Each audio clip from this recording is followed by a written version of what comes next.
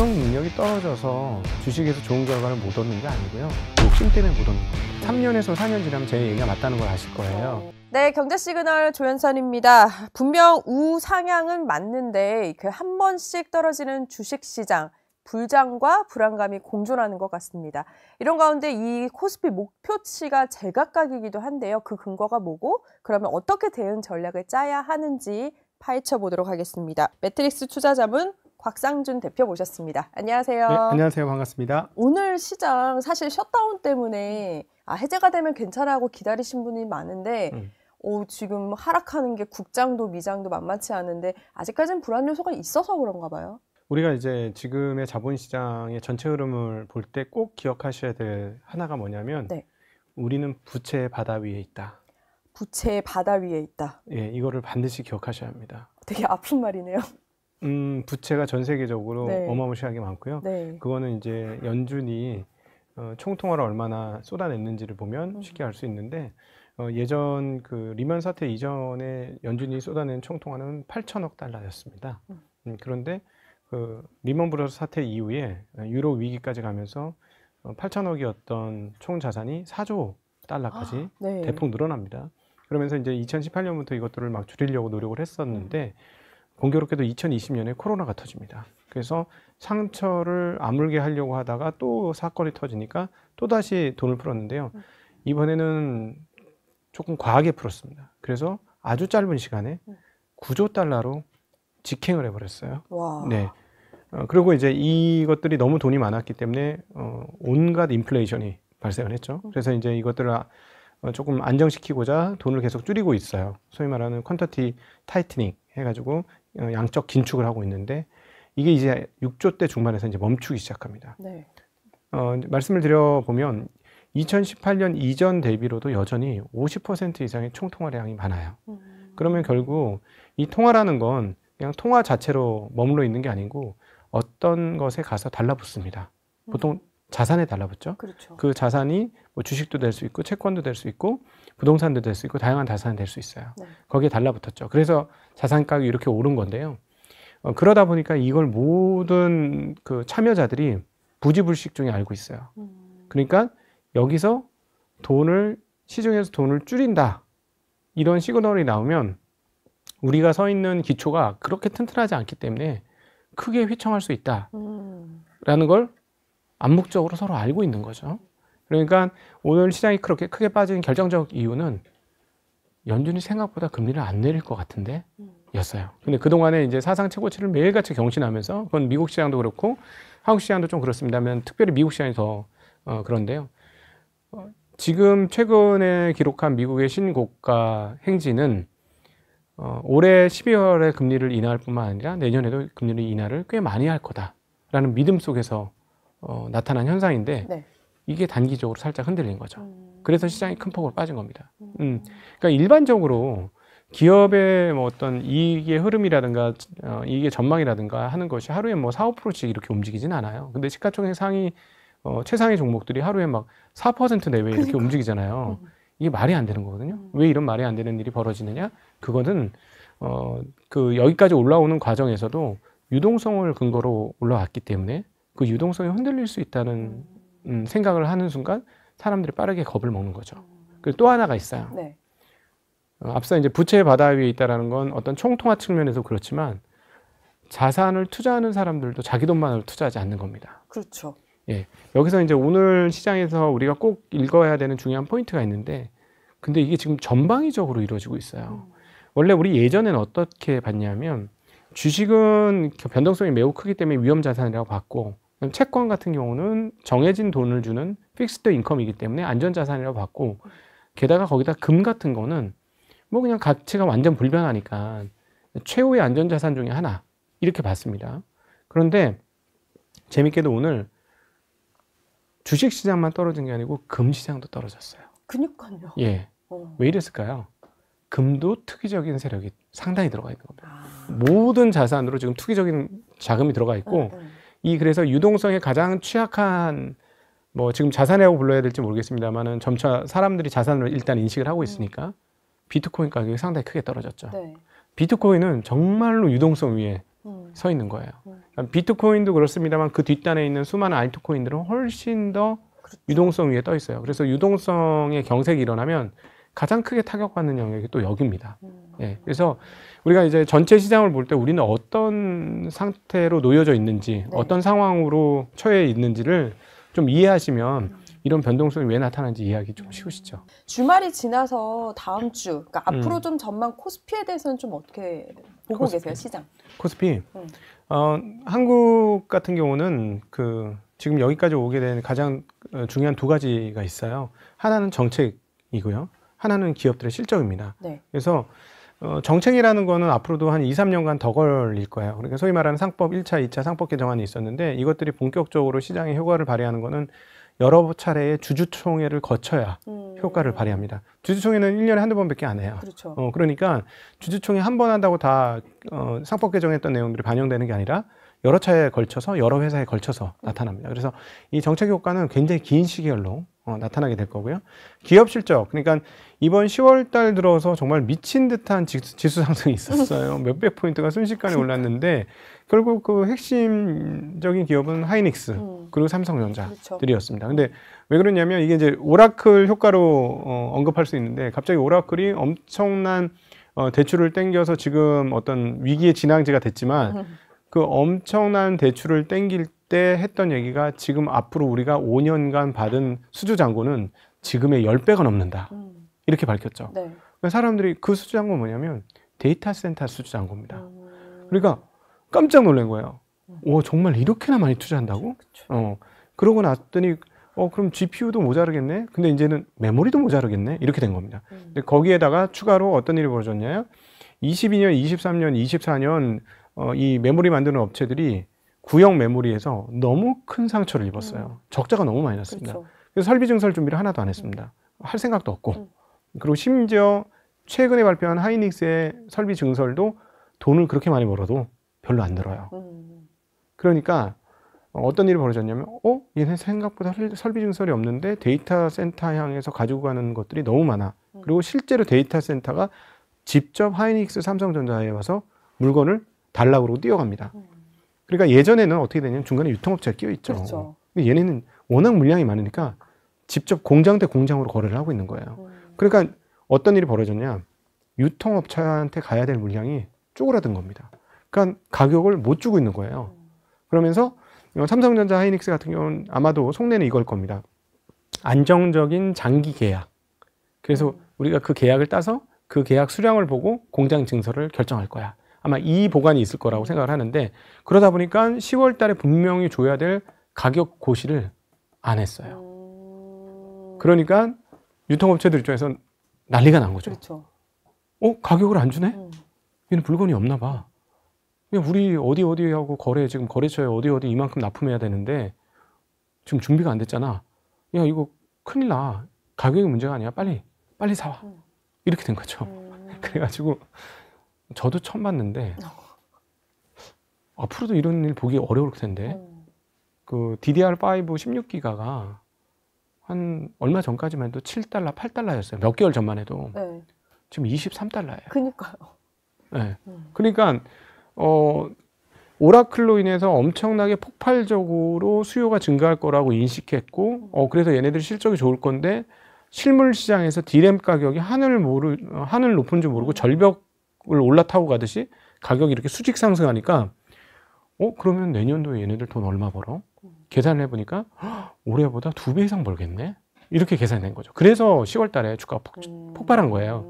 근데 그러면 이 이슈가 사라졌냐는 거예요. 아까 정책 이슈는 시간을 두고 반영이 되는 거고요. 얘네는 4분기 실적부터 드러날 거예요.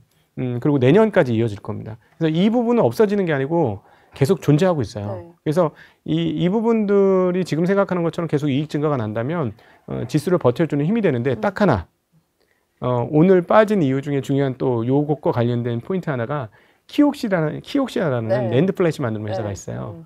이 회사가 실적을 발표했는데 실적 굉장히 좋게 나왔거든요. 전분기 대비 막 마진이 100% 정도 늘었어요.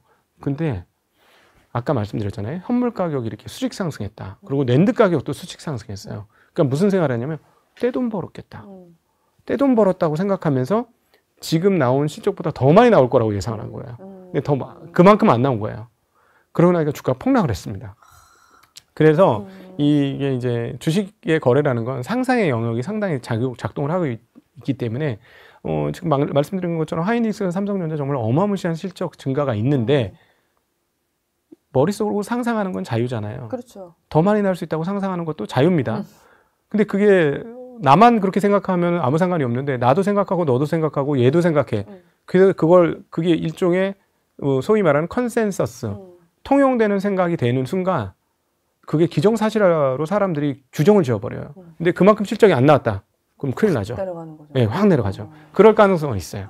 그래서 오늘 좀 궁금한 게 7,500이라는 목표치도 있고요.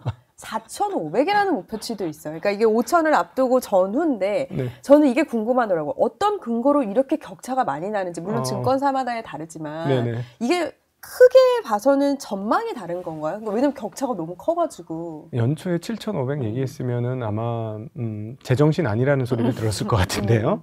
저도 깜짝 놀랐어요. 7,500을 누가 제시했지? 그 정도까지? 근데 근거는 이걸 겁니다. 생각보다 이익 증가가 정말 앞서 이제 삼성전자 하이닉스로 대변되는 건데 정말 버라이어티하게 올라오고 있어요. 정말 깜짝 놀랄 정도로.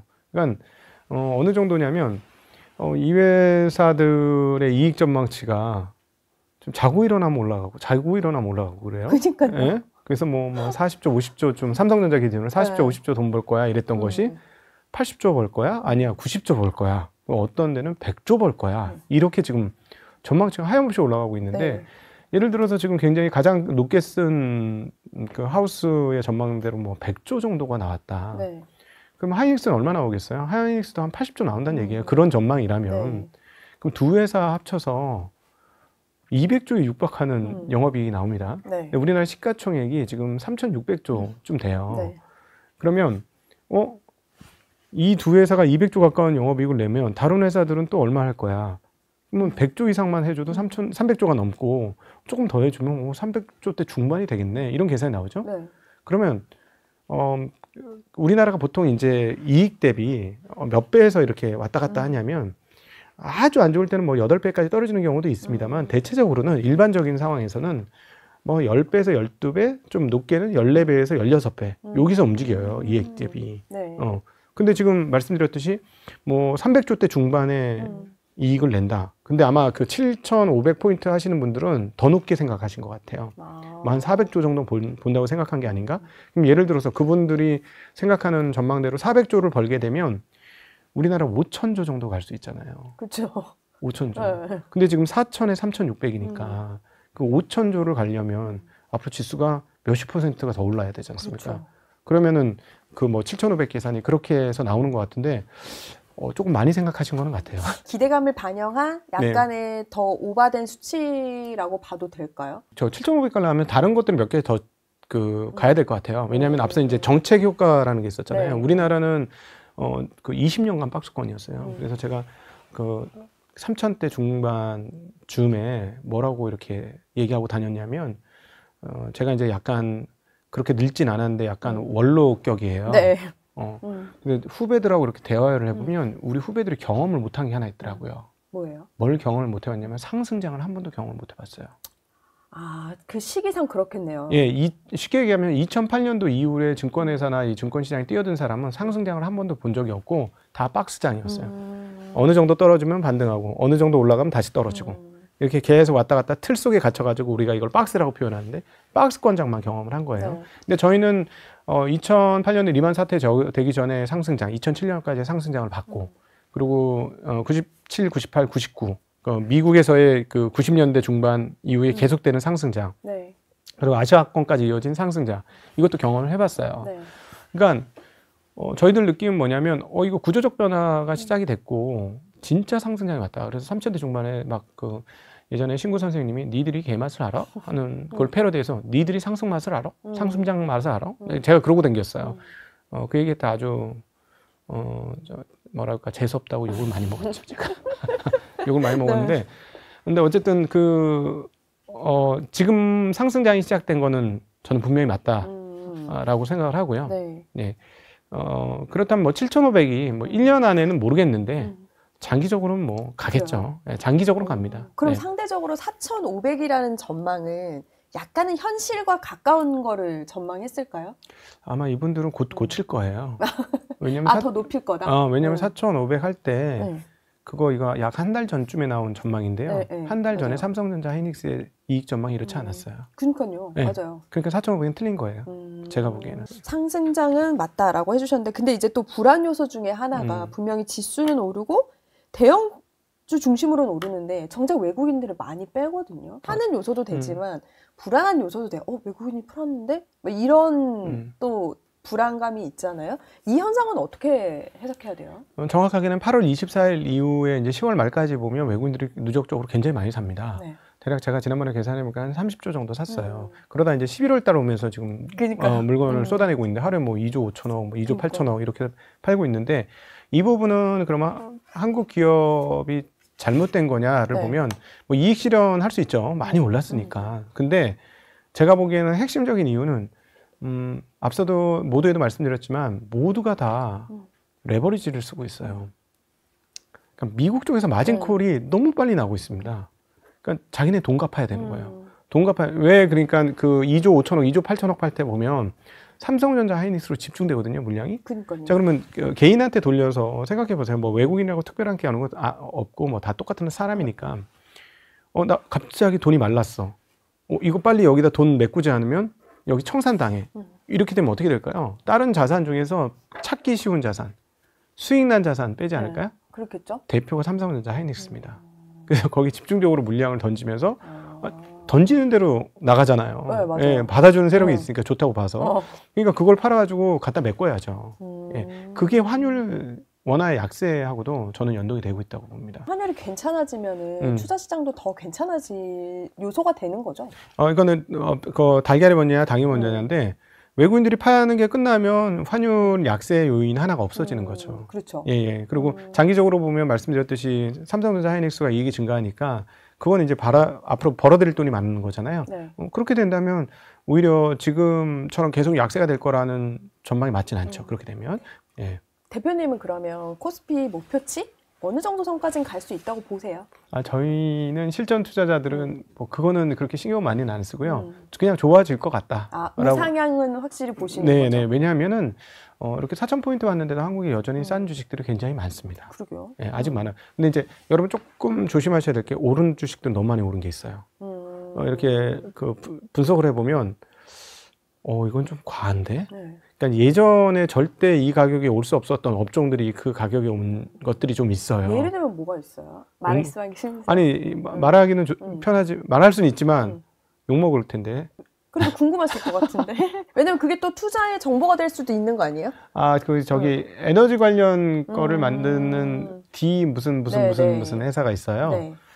제가 이제 이렇게 분석을 좀 해봤더니 이 회사가 지금 시가총액이 거의 뭐 현대 자동차를 능가합니다. 네. 굉장히 많이 올랐는데 이 회사가 1년에 만들 수 있는 제품 수는 한정돼 있어요.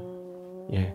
물론 이제 그 업황이 만드는 쪽쪽 팔 수 있는 건 맞아요. 근데 이 회사가 1년에 3천억짜리 한 10개 만들거든요. 네. 그러면 3조인데 그 100% 마진을 받아봐야 100% 마진을 받을 수도 없지만 그래봐야 3조인데 뭐 다른 것도 해도 뭐 제가 보기에는 그 정도는 아닌데 주가는 벌써 50조가 넘었단 말이죠. 그런 거 좀 체크할 필요가 있겠네요. 네, 그래서 조금 생각보다 많이 올라간 주식들이 있어요. 그래서 지금 한국은 여전히 저렴한 주식들이 꽤 많지만 의외로 굉장히 많이 올라간 주식들이 섞여 있다. 그래서 그거는 좀 잘 이렇게 가려서 보셨으면 좋겠고, 그러면은 그럼 코스닥이냐라고 물어보신다면 아니라고 말씀드리고 싶어요. 왜냐하면 코스닥 주식이 비쌉니다. 네. 우리나라는 대형주 중에 싼 게 더 많아요.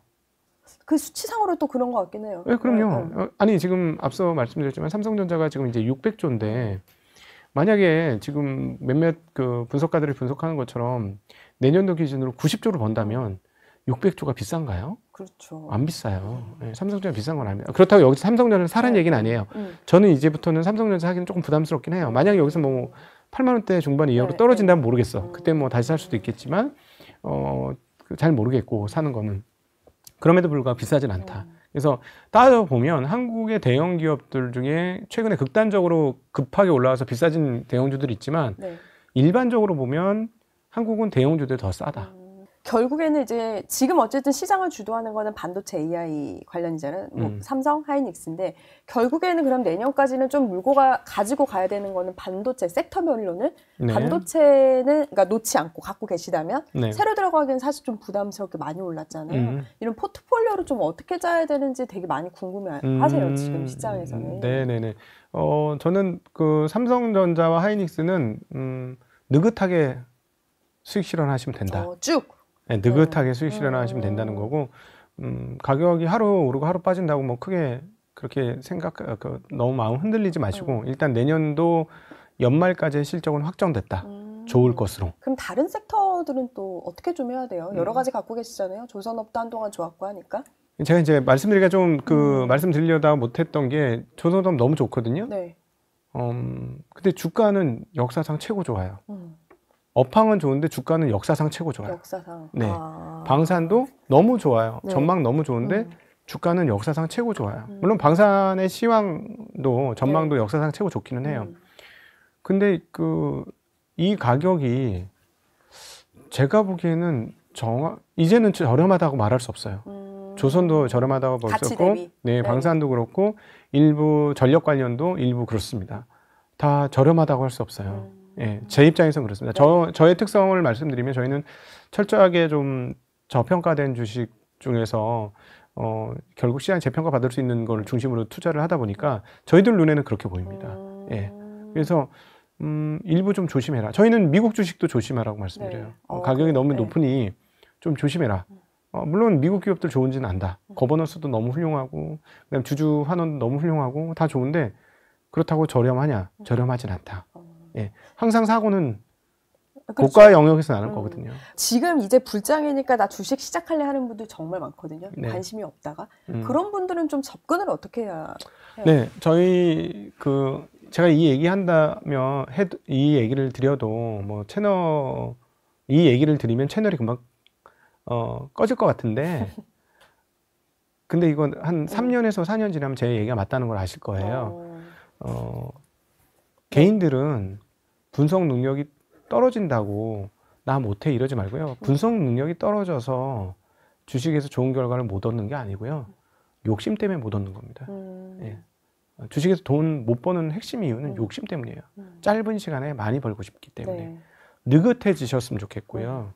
그래서 느긋하게 돈 벌 수 있는 정해진 영역이 있어요. 배당 많이 주는 주식. 배당. 네. 이것들을 가지고 계시면 네.